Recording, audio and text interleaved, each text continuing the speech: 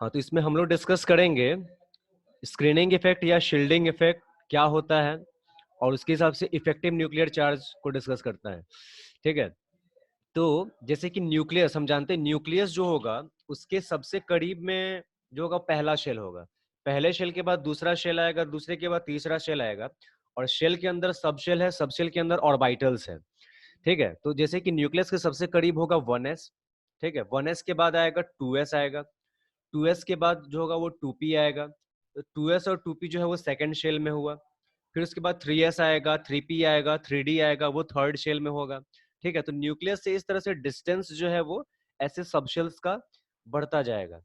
ठीक है, तो इसमें होता क्या है कि जैसे कि अगर हम सपोज करते हैं कि अगर जैसे सोडियम है, तो सोडियम का इलेक्ट्रॉनिक कॉन्फ़िगरेशन जो होगा वो क्या होगा, तो 1s2, 2s2, 2p6, 3s1।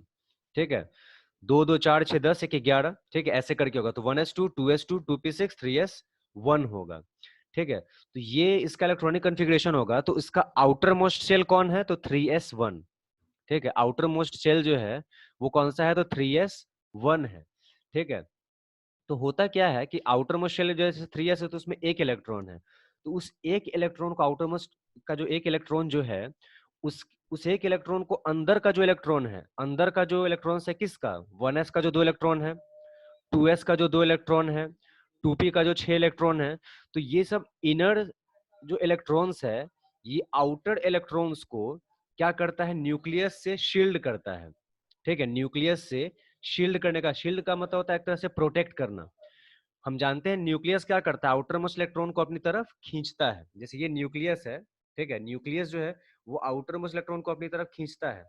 तो जो आउटर मोस्ट शेल का जो इलेक्ट्रॉन होगा, न्यूक्लियस उसको अपनी तरफ खींचना चाहेगा, लेकिन इसके जो अंदर का जो इलेक्ट्रॉन्स होगा वो आउटर मोस्ट इलेक्ट्रॉन को न्यूक्लियस के इफेक्ट से शील्ड करता है, प्रोटेक्ट करता है। ठीक है, इसी को बोलते हैं स्क्रीनिंग इफेक्ट या शील्डिंग इफेक्ट बोला जाता है। ठीक है, जैसे कि सपोज करो जैसे कि एक राजा है, ठीक है, और वहां पे जैसे कि उसके आगे जो है पूरी उसकी सेना है। ठीक है, और सबसे उधर जो है वो मान लो सपोज करो कि कोई उसका ये एक तरह से एक और कोई उसका मेंबर है। ठीक है, जैसे अगर राजा है तो उसका कोई अगर मंत्री ही या कोई सेनापति है, वो है। ठीक है, तो जैसे कि नहीं, यहाँ पे सेनापति नहीं करो, उसको एक तरह से दुश्मन कहो। ठीक है, तो राजा, और यहाँ पे जैसे कि कोई राजा है, कोई लड़ने वाला कोई योद्धा है। ठीक है, और यहाँ पे कोई जो है जैसे कि कोई उसका दुश्मन है, और ये दुश्मन की सेना है। ठीक है, सेना है, तो राजा ये जो है, जो योद्धा जो है, ये इसको कुछ ना कर दे। ठीक है, इसके लिए जो बीच का ये सब जो होगा वो उसको क्या करेगा, एक तरह से इसको प्रोटेक्ट करने का काम करेगा। ठीक है, इसके इफेक्ट से। ठीक है, ये कुछ ना कर दे, इसके लिए इधर बीच में जो है उसको, वो उसको प्रोटेक्ट करने का काम करेगा। ठीक है, वैसे ही यहाँ पे क्या है, आउटर मोस्ट इलेक्ट्रॉन जो है वो वही है, आउटर मोस्ट इलेक्ट्रॉन जो समझो कि वही है जो राजा है। ठीक है, और वहां पे इसके बीच में जो है ये सेना सब जो है जो उसको प्रोटेक्ट कर रही है। ठीक है, इस योद्धा से जो कि न्यूक्लियस है। ठीक है, तो इस तरह से वही चीज होता है। तो इसमें जो आउटर मोस्ट इलेक्ट्रॉन है उसको इनर इलेक्ट्रॉन्स जो है न्यूक्लियस के इफेक्ट से शील्ड करता है, प्रोटेक्ट करता है। इसी को बोलते हैं शील्डिंग इफेक्ट या स्क्रीनिंग इफेक्ट। ठीक है, तो जब शील्डिंग इफेक्ट या स्क्रीनिंग इफेक्ट जब ज्यादा होगा, तो वैसे केस में क्या होगा, न्यूक्लियस का होल्ड जो है आउटर मोस्ट इलेक्ट्रॉन पे वो वीक होगा। ठीक है, वो कमजोर होने लगेगा, क्योंकि अंदर का जो इलेक्ट्रॉन्स है वो बाहर के इलेक्ट्रॉन को न्यूक्लियस के इफेक्ट से शील्ड कर रहा है। इसकी वजह से क्या हो जाएगा कि न्यूक्लियस का होल्ड जो है आउटर मोस्ट इलेक्ट्रॉन पे कमजोर होने लगेगा। ठीक है, तो वही चीज हो जाता है। तो इसी को बोलते हैं शील्डिंग इफेक्ट या स्क्रीनिंग इफेक्ट। तो अब जैसे कि सपोज करो कि ये आउटर मोस्ट इलेक्ट्रॉन है और ये न्यूक्लियस है, अगर इसके बीच में कोई भी इलेक्ट्रॉन्स अगर नहीं होता, तो न्यूक्लियस डायरेक्टली इस पे अपना होल्ड रखता, कोई इसको दिक्कत नहीं आती, कोई इस आउटर मोस्ट इलेक्ट्रॉन को न्यूक्लियस से बचाता नहीं, प्रोटेक्ट नहीं करता, शील्ड नहीं करता। ठीक है, तो वैसे केस में न्यूक्लियस सपोज करो कि इस पे जो न्यूक्लियर चार्ज जो लगाता, वो सपोज करो उसका मैग्नीट्यूड 10 होता, 10। ठीक है, जब आउटर मोस्ट इलेक्ट्रॉन और न्यूक्लियस इन दोनों के बीच में कोई भी इलेक्ट्रॉन्स नहीं होता, तब जो है न्यूक्लियस डायरेक्टली इस पे जो चार्ज जो लगाता, न्यूक्लियर फोर्स जो लगाता, ठीक है, इलेक्ट्रोस्टैटिक फोर्स, वो सपोज करो 10 होता। ठीक है, न्यूक्लियर चार्ज।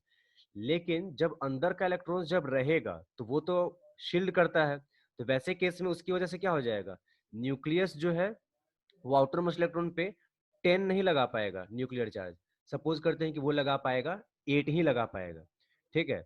तो ऐसे जब सिंपली जब आउटर मोस्ट इलेक्ट्रॉन होता और न्यूक्लियस होता तब वो 10 लगा सकता था, लेकिन अंदर के इलेक्ट्रॉन के शील्ड करने की वजह से वो 8 ही लगा पा रहा है। तो ये दो जो है वो कहाँ चला जा रहा है, ठीक है, यही दो जो है वो क्या है, ये शील्डिंग इफेक्ट है, ठीक है। जो शील्डिंग इफेक्ट की वजह से क्या हो जा रहा है कि इसका न्यूक्लियर चार्ज जो है, इसका इफेक्ट जो है वो आउटर मोस्ट इलेक्ट्रॉन पे कम हो जा रहा है, ठीक है। तो जो नेट जो 8 जो लग रहा है, वो 8 क्या है, वो 8 जो है वो उसी को बोला जाता है इफेक्टिव न्यूक्लियर चार्ज। एक होता है न्यूक्लियर चार्ज और एक होता है effective nuclear charge. Nuclear charge मतलब डायरेक्टली जो उसका इफेक्ट होगा, और इफेक्टिव न्यूक्लियर चार्ज मतलब शील्डिंग इफेक्ट को अगर माइनस कर दिया जाए तब जो नेट जो चार्ज लगेगा वो होता है इफेक्टिव न्यूक्लियर चार्ज, ठीक है।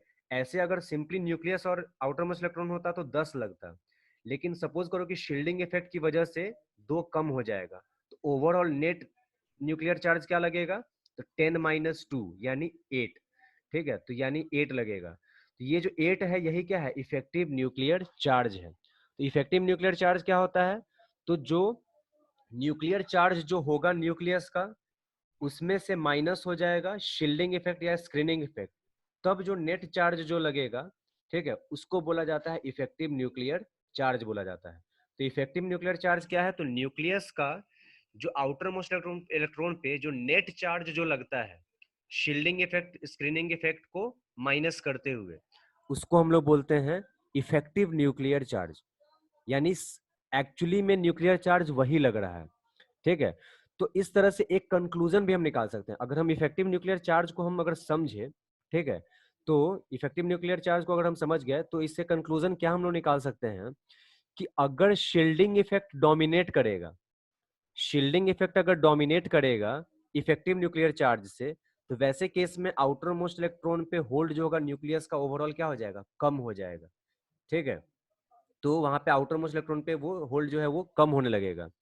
और अगर effective nuclear charge shielding effect को डोमिनेट अगर कर दिया, तो वैसे केस में न्यूक्लियस का होल्ड जो आउटर मोस्ट इलेक्ट्रॉन पे बढ़ जाएगा, ठीक है। यानी वैसे केस में साइज कम हो सकता है, और जब शील्डिंग इफेक्ट डोमिनेट जब किया तो साइज बढ़ सकता है, ठीक है। क्योंकि जब न्यूक्लियस का होल्ड ही कमजोर हो जाएगा आउटर मोस्ट इलेक्ट्रॉन पे, तो उस इलेक्ट्रॉन में भागने की टेंडेंसी होगी, वो थोड़ा दूर जाना चाहेगा, ठीक है। तो ये चीज हो जाता है। तो इस तरह से यहाँ पे पहले तो न्यूक्लियर इफेक्टिव न्यूक्लियर चार्ज क्या होता है ये समझना है। तो इफेक्टिव न्यूक्लियर चार्ज को समझने से पहले स्क्रीनिंग इफेक्ट या शील्डिंग इफेक्ट, तो शील्डिंग इफेक्ट क्या है होता है, तो आउटर मोस्ट इलेक्ट्रॉन को न्यूक्लियस से जो अंदर का इलेक्ट्रॉन जो शील्ड करता है, न्यूक्लियस के इफेक्ट से प्रोटेक्ट करता है, उसको हम लोग स्क्रीनिंग इफेक्ट या शील्डिंग इफेक्ट बोलते हैं, ठीक है। इनर इलेक्ट्रॉन्स, ठीक है, तो इनर इलेक्ट्रॉन जो है आउटर मोस्ट इलेक्ट्रॉन को न्यूक्लियस के इफेक्ट से शील्ड करता है, इसको शील्डिंग इफेक्ट या स्क्रीनिंग इफेक्ट बोलते हैं, ठीक है। और इस शील्डिंग इफेक्ट या स्क्रीनिंग इफेक्ट की वजह से जो नेट चार्ज जो न्यूक्लियस का लगता है आउटर मोस्ट इलेक्ट्रॉन पे, उसको हम लोग बोलते हैं इफेक्टिव न्यूक्लियर चार्ज, ठीक है। इसका एग्जांपल जो लिए थे कि अगर न्यूक्लियस अगर अकेला होता और आउटर मोस्ट इलेक्ट्रॉन केवल अगर रहता, तो और बीच में कोई इलेक्ट्रॉन नहीं होता, तो सपोज करते हैं उस पर चार्ज 10 लगता, लेकिन शील्डिंग इफेक्ट की वजह से शील्डिंग इफेक्ट क्या कर दे रहा है, उसको प्रोटेक्ट कर दे रहा है, तो सपोज करते हैं कि वो उसका मैग्नीट्यूड जो है वो 3 है, ठीक है। तो नेट चार्ज जो लगेगा न्यूक्लियस का आउटर मोस्ट इलेक्ट्रॉन पे वो 10 - 3 यानी 7 लगेगा, ठीक है। 7 जो न्यूक्लियस का जो चार्ज है, न्यूक्लियस का चार्ज कहाँ से आता है, उसका जो है जो प्रोटोन है, ठीक है, प्रोटोन की वजह से न्यूक्लियर चार्ज आएगा, ठीक है। तो प्रोटोन की वजह से न्यूक्लियर चार्ज आता है, जैसे प्रोटोन अगर 10 है तो न्यूक्लियस का चार्ज जो है वो 10 होना चाहिए था, तो न्यूक्लियस जो है उसका चार्ज 10 है, न्यूक्लियर चार्ज 10 है, तो आउटर मोस्ट इलेक्ट्रॉन पे 10 लगना चाहिए था, लेकिन शील्डिंग इफेक्ट की वजह से वो क्या हो जाएगा, सपोज करते हैं 2 या 3 कम हो जाएगा, ठीक है। तो नेट न्यूक्लियर चार्ज 10 इस पे नहीं लगेगा बल्कि 7 लगेगा, 10 - 3 यानी 7, ठीक है। तो ये जो 7 जो है वो इफेक्टिव न्यूक्लियर चार्ज है, ठीक है। और इसके हिसाब से दो कंक्लूजन, कंक्लूजन क्या, जब शील्डिंग इफेक्ट डोमिनेट करेगा, शील्डिंग इफेक्ट जो इनर इलेक्ट्रॉन के द्वारा लग रहा है, शील्डिंग इफेक्ट जब इफेक्टिव न्यूक्लियर चार्ज को डोमिनेट करेगा, मतलब न्यूक्लियर चार्ज का उतना इफेक्ट नहीं है, शील्डिंग इफेक्ट का इफेक्ट ज्यादा है, तो वैसे केस में क्या हो जाएगा, न्यूक्लियस का जो होल्ड जो है आउटर मोस्ट इलेक्ट्रॉन पे बहुत वीक हो जाएगा, तो आउटर मोस्ट जो इलेक्ट्रॉन है वो क्या होने लगेगा, भागने लगेगा, तो वैसे केस में साइज बढ़ सकती है, ठीक है। और वही इफेक्टिव न्यूक्लियर चार्ज जब शील्डिंग इफेक्ट को डोमिनेट करेगा, ठीक है, तो वैसे केस में न्यूक्लियस का होल्ड जो है आउटर मोस्ट इलेक्ट्रॉन पे इंक्रीज हो जाएगा तो इसको, तो ये दो कंक्लूजन जो है यहाँ से ऐसे निकाला जा सकता है। ठीक है, तो ये चीज है इसका।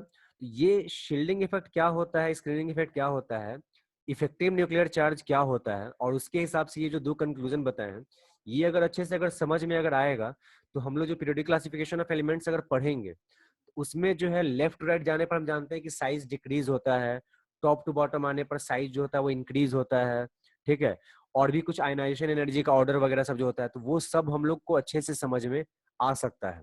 ठीक है, तो ये, लेकिन वो सब तब अच्छे से समझ में आएगा जब ये शील्डिंग इफेक्ट या स्क्रीनिंग इफेक्ट क्या होता है, इफेक्टिव न्यूक्लियर चार्ज क्या होता है, जो दो कंक्लूजन बताएं कि शील्डिंग इफेक्ट जब इफेक्टिव न्यूक्लियर चार्ज को डोमिनेट करेगा तब क्या होगा, इफेक्टिव न्यूक्लियर चार्ज जब शील्डिंग इफेक्ट को डोमिनेट करेगा तब क्या होगा। ठीक है, ये चीज अगर समझ में अगर आ गया, तब उसके केस में उसको आसानी से समझा जा सकता है।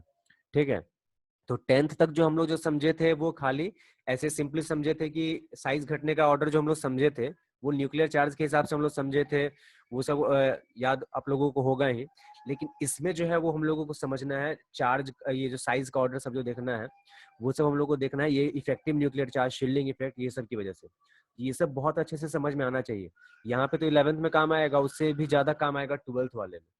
ठीक है, 12th वाले में डी ब्लॉक एलिमेंट्स वाला पढ़ना है, उसमें होता है, उसमें साइज का ऑर्डर सब ऐसा ऐसा है जहाँ पे शील्डिंग इफेक्ट और ये जो है इफेक्टिव न्यूक्लियर चार्ज, इसका जो है वो बहुत वहाँ पे खेल होता है। ठीक है, तो इस चीज को समझना अच्छे से जरूरी है। ठीक है, तो इसमें अगर समझ में अगर आ गया होगा तब तो खैर अच्छी बात है। ठीक है, अगर नहीं समझ में आया है तो आप उसको फिर से पूछ सकते हैं। ठीक है, ये चीज